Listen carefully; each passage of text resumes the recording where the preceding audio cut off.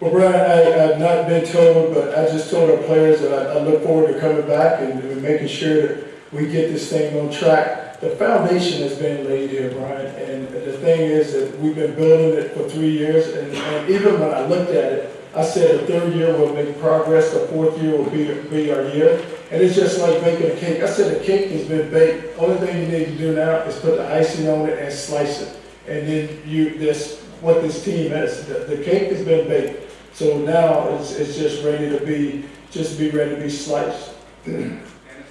Coach, if it does go the wrong way, how would you want the fan base to remember your legacy here? Well, I don't want them, Dennis, to look at the win and losses, and I know that's the way that we are all judged a lot, but it's also about the impact that you make on just young people's lives, and there's sometimes that. You look at it and you look at what the foundation that has been laid here now and how it's going to be able to only just get stronger, and it's going to strengthen, and it's going to be there because it's there for you.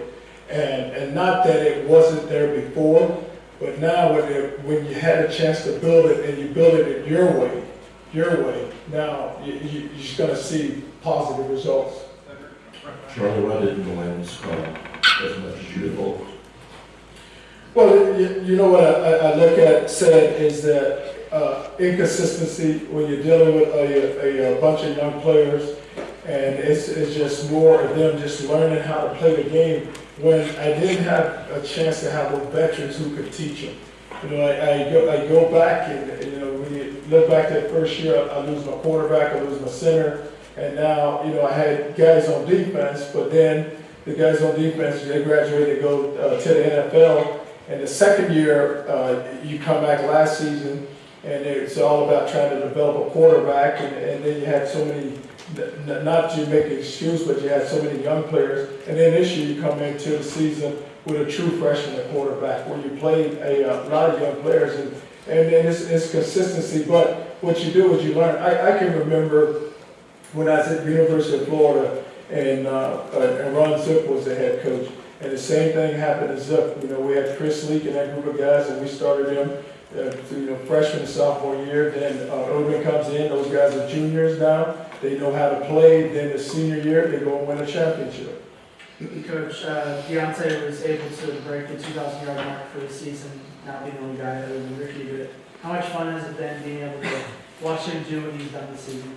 You know, he's an outstanding player, and for him to get to 2,000 yards, I'm so happy for him. And you know, and it hurts him more than anyone because how bad he wanted to win that football game, and he doesn't ever just look at just the records for himself. He just knows it's a team effort, and the offensive line did a great job of blocking for him. But it's tough for him right now in that locker room. But I'm happy for him because the whole year that's the type of effort that we saw out of him. Coach, when will you sit down, or do you know, with Perrin and Fenves, and then outside of that is what will you say to them, during that meeting? Well, I just got to find out when we're going to sit down. Probably tomorrow, and then just see how the conversation goes and see what they have to say.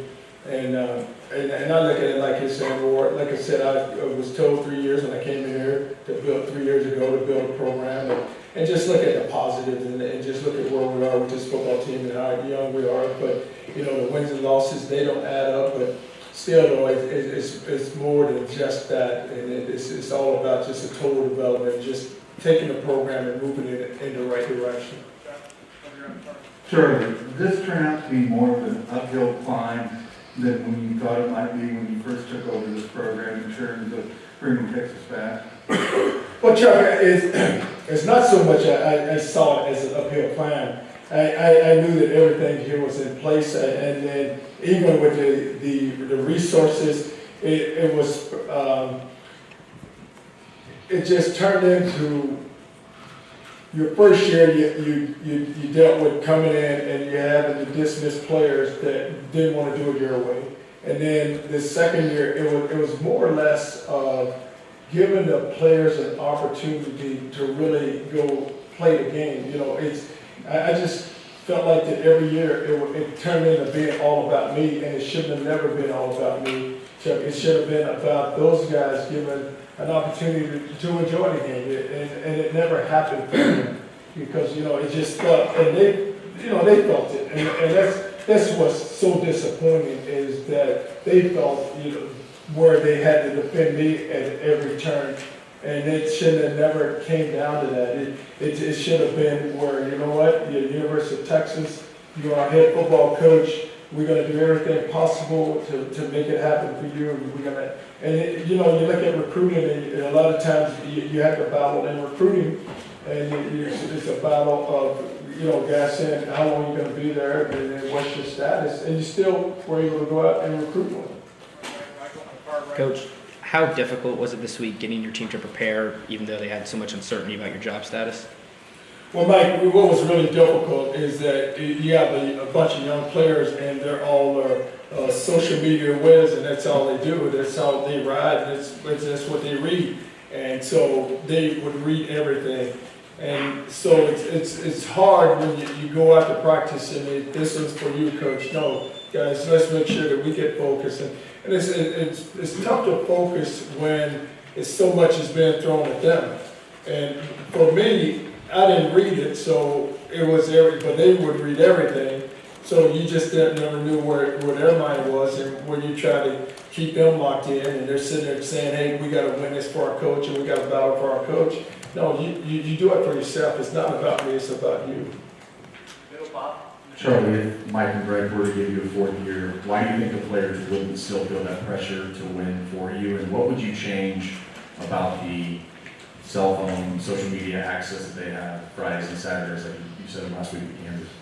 Well, what I do, Bob, and you know, I can't change that. I can't take their cell phones, you know, when we're traveling. But before a game, like during a game, I take their cell phones. So when we get here to the locker room, they have a bag, they drop the cell phone in the bag, and they turn it in at the end of the game, they get it back. But it's so hard to control it because everybody is you know, they're locked into everyone. They have so many friends, and they have all the Twitter pages and everything.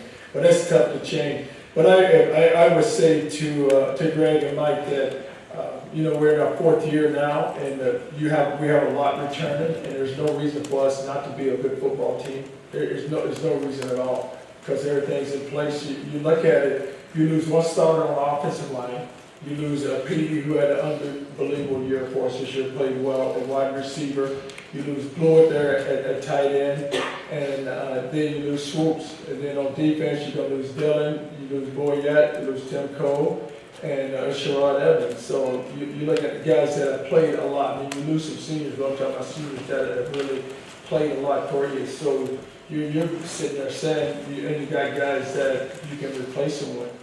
Why do you think the players wouldn't feel that pressure to win for you? You know, and then I would tell them that, you know what, we got another year, don't feel the pressure, go play. And now you know what it is, so it's not like it's a secret now, it's out, so let's go play now. You guys say that's what you want to do, let's go play. Coach, I'm Bill Lovert, I'm a footwear paper. Do you think today's outcome affected your situation in any way, or were you seeing the things that really didn't matter? You know, Gail, you know, the decision was made and has been made, but I would like to not think that it will affect the situation. I think that still, you know, they have a chance to just sit down and talk, and then just look at the program overall. Coach, how frustrating was it to see that your offense was kind of the unit that let you down in the latter half of the season? I mean, 9 points isn't going to win you very many ball games. We know, Tyler, we had the ball, and you know, we had our chances to score, and you know, they were able to get stops on us, and you know, and our players on offense are frustrated, because we've been there, we've scored a lot of points, and then when you get in the game and you can't press, you know, you just gotta let it happen for you, and that's what we did do. We kept pressing and then just not letting things happen. Last one on the left, Danny. Trying to remember tonight, was it the distractions that you think maybe caused the offensive struggles, or was TCU just there too? Well, you know, I don't know if they were that much better than us, and I think that, you know, we had our opportunities and we didn't take advantage of it. Thanks, guys. The big All right, players in the thank you. breakout room. Yep. Thanks, Doug.